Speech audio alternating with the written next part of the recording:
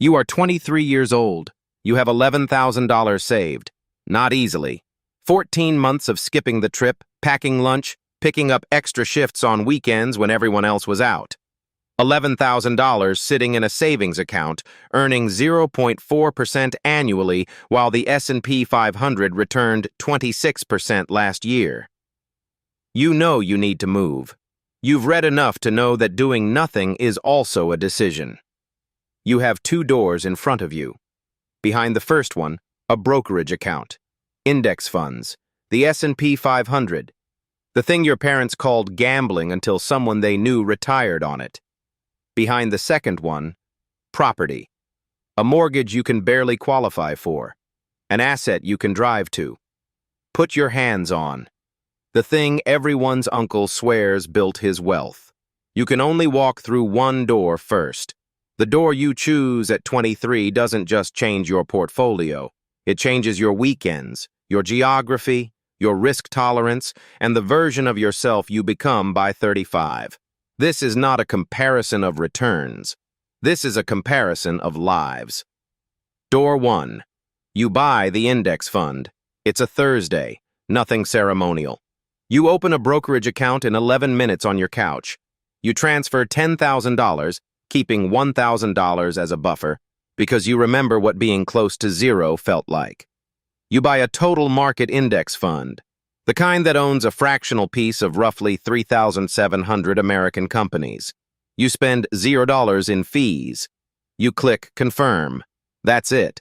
You feel almost nothing. You expected something to shift. Instead, the account shows $9,830 because the market dropped 1.7% today. This is the first lesson stocks teach you. The relationship between action and feedback is broken. You made a real decision. The market shrugged. Over the next 9 weeks, the account falls to $8,300. You watch $1,700 disappear. Not dramatically, quietly, daily, like a slow leak. You check the account every morning, then twice a day. Then you do what every new investor does. You read articles. This is a mistake. The articles tell you opposing things with equal confidence. You close the tabs. You don't sell. That non-decision, the sitting still, is the most valuable thing you do all year. By month 8, you're back to even. By month 15, you're up $2,100. You set up a $350 automatic transfer on the first of each month. Some months you add more. One month the transmission goes. The account doesn't notice. It compounds whatever you give it. You have a colleague who also started investing at 23. He sold everything at 25 during a correction to fund a move he could have funded another way. He told himself he'd reinvest when things settled. He didn't. He's 28 now. The account he closed would be worth $29,000 today. He has $4,200 in a savings account. This is not a story about the market. It's a story about what the market requires of you psychologically and whether you can give it. At 27, you get a raise, $13,000 more per year. The same week the salary changes, you increase your contribution to $650. Before your spending adjusts to the number. You never feel the difference because you never let yourself feel it. You are 30. The brokerage account reads $74,000. You did not grind for this number. You made consistent, boring decisions over 7 years, and time did the rest. The S&P 500 averaged 10.1% annually over your holding period. Some years it gave you 24%. Some years it took 18%. The average held. You held with it. Here is what your life looks like at 30 on the stock path. Your weekends are yours. You don't manage anything. No leaks, no contractors, no calls at 10 p.m. about something you're responsible for. Your portfolio runs without you. Your flexibility is intact. If a job opens in another city, you take it. No asset is anchoring you to a zip code. $74,000 in a brokerage account is not a fortune, but it is accessible. You can reach it in 3 days if you need to. That accessibility has a value that never shows up in return calculations. What you don't have is leverage. You don't control a $300,000 asset with $30,000 down. You don't have rent arriving while you sleep. You have one mechanism. Add more money, then wait. That is the entire machine. The ceiling on this path is patience. The floor is also patience. The whole structure is patience, and patience is free and finite and harder than it sounds. Door 2. You buy the property. Same $11,000, same 23-year-old. But $11,000 doesn't buy real estate. It starts the conversation about buying real estate. You spend the next 14 months getting obsessive about saving. You take freelance work on weekends. You stop going to things. You are not fun at dinners. You know this. You do it anyway. At 24 and a half, you have $34,000. An FHA loan at 3.5% down gives you purchasing power up to $310,000. You start looking at duplexes. You find one, $268,000, in a neighborhood with a mediocre reputation and a Starbucks that opened 4 months ago. You take that as a signal. Unit 1 you'll live in. Unit 2 rents for $1,100 a month. You run the numbers 40 times. At 1 a.m. on a Wednesday, you run them again. You make the offer. It's accepted. You close in 31 days. You are 24 years old, and you own a $268,000 asset. You also have $940 left in your checking account. Welcome. The tenant in Unit 2 pays late in the first month, not missing. Late. You learn that late and missing produce the same anxiety even when the outcome is different. Month 4. The furnace makes a sound. You call an HVAC technician. The sound costs $2,200. You don't have $2,200. You put it on a card at 19.99% APR. Standing in that basement, you resolve to never let the maintenance reserve fall below 3 months of mortgage again. You learn this the only way it sticks, from a mistake with a dollar amount on it. By the end of year 1, you have a spreadsheet tracking every dollar in and out of the property. Net operating income, cap rate, what the property needs in 2 years and roughly what it will cost. You are 25 and you understand a balance sheet the way most 40-year-olds don't, because the balance sheet has teeth. The property cash flows $285 a month after mortgage, insurance, taxes, and a funded maintenance reserve. $285 a month is not retirement, but it is a proof of concept.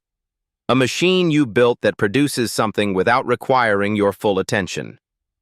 The psychology of that first deposit, money you didn't clock hours to earn, is disproportionate to the dollar amount. It changes something in how you see time. At 27, the neighborhood appreciates. Values climb 14% over 18 months. You have roughly $52,000 in equity. You do something with it. A cash-out refinance pulls $24,000 at 7.1%. You use it as a down payment on a second property 3 miles away. $194,000. Single family. Rents for $1,250. You are 28. You control $462,000 in real estate. Combined mortgage debt, $398,000. Combined equity, $64,000. Combined monthly cash flow, $510. Now, here is the mechanism that stocks structurally cannot offer. When those two properties appreciate 6%, the appreciation applies to $462,000. The full asset value, not just your equity. That's $27,720 in new wealth. Your invested equity is $64,000. That is a 43% return on your capital. Not because the property returned 43%, because you borrowed the rest. The bank funded 86% of the asset. You captured 100% of the gain. That is leverage. The bank is the engine. Your job is not to crash the car. Here is what your life looks like at 30 on the real estate path. Your weekends are mostly yours. Not entirely. There is always something in the background. A lease renewal, a roof that needs a quote, a tenant who's good but slow. You are never fully off. Your flexibility is tied to geography. Moving cities is a project, not a decision. Your $64,000 in equity is real. You cannot reach it in 3 days. A sale takes 60 to 90 days minimum and costs 5 to 7% in transaction fees. The equity is real and inaccessible at the same time. What you do have is a growing machine the bank is partially funding. Tax advantages. Depreciation shielding a portion of your rental income. The stock investor doesn't have this. You also have a skill set that lives in your head, where nothing can take it from you. Both versions of you are now 30. The stock investor, $74,000 liquid. Full mobility. No operational weight. The real estate investor, $64,000 in equity, $510 monthly cash flow, 2 assets appreciating with inflation, and an operational education you can't get from a book. On paper, these outcomes are close. The difference at 30 is not net worth. The difference is structure, what each path demands of you going forward. Fast forward to 35. The stock investor, consistent and disciplined, has between $155,000 and $195,000 in the market. Assuming steady contributions and no catastrophic behavioral errors during the correction, everyone will agree was obvious in retrospect. The real estate investor, who added a third property at 31 using equity from the first duplex, has $340,000 to $410,000 in combined equity. A portfolio producing $1,350 a month. The leverage compounded, the gap widened. But the stock investor took a job in another city at 28 because the opportunity was unencumbered. That job added $19,000 to their annual income for 6 years. The mobility generated income. The income generated investment. The gap is smaller than the numbers suggest. What nobody tells you about stocks. You will watch the account lose $38,000 in a correction that lasts 11 months. The number will feel like a verdict on your intelligence and your decisions. It isn't, but it will feel like it is. The people who succeed on this path are not the most analytically sophisticated. They are the most psychologically durable, the ones who can watch a number fall for 14 months and not move. That is a specific and unusual skill. Most people discover they don't have it after they've already sold. What nobody tells you about real estate, the gap between projected cash flow and actual cash flow is wider than any spreadsheet honestly shows. On paper, Unit 2 nets $285 a month. In reality, Unit 2 nets $285 a month in months when nothing happens. In February of year 3, the water heater fails. A pipe freezes behind it. The tenant is displaced 9 days. Repairs, hotel reimbursement, lost rent, $4,100. That month you net negative $3,810. The annual average still works out. You do not live in annual averages. Your cash reserves are operating capital. If you treat them like a safety net, the first serious repair teaches you the difference in a way that reorganizes your relationship with liquidity permanently. Every property you add is a relationship. A tenant is not a line item. They are a person with problems. Some of those problems become yours at inconvenient hours. Property management solves most of this at 8 to 10% of gross rents. That changes your cash flow math by $90 to $140 per unit per month. Budget for it from the start or absorb it unexpectedly. By 40, 2 people can arrive at similar net worths through different paths. The S&P 500 has returned roughly 10% annually over the past 100 years. Real estate, leveraged and managed well, can return 10 to 15% on invested capital when the math is honest and the maintenance reserves are funded. Neither return is guaranteed.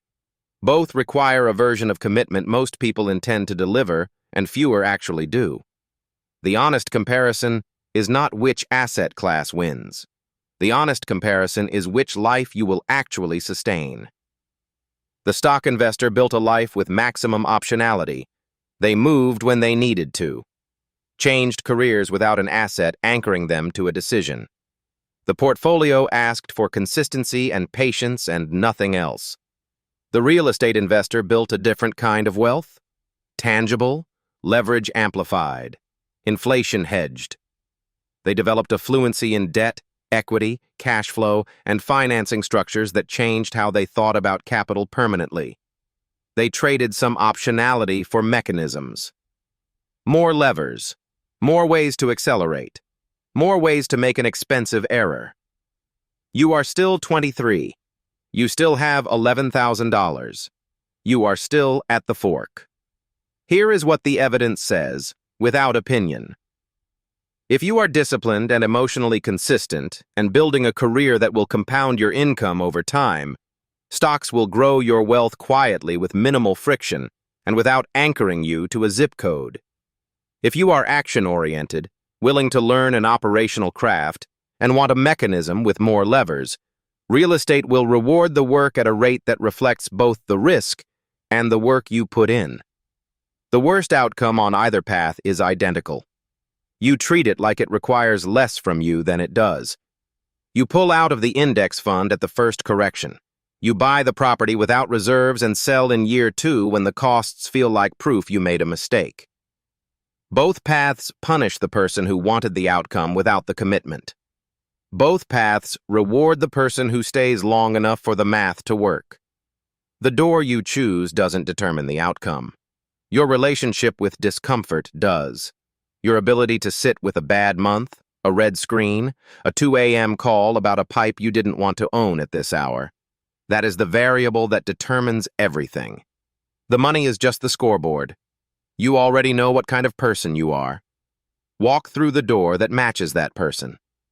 The machine opens every morning.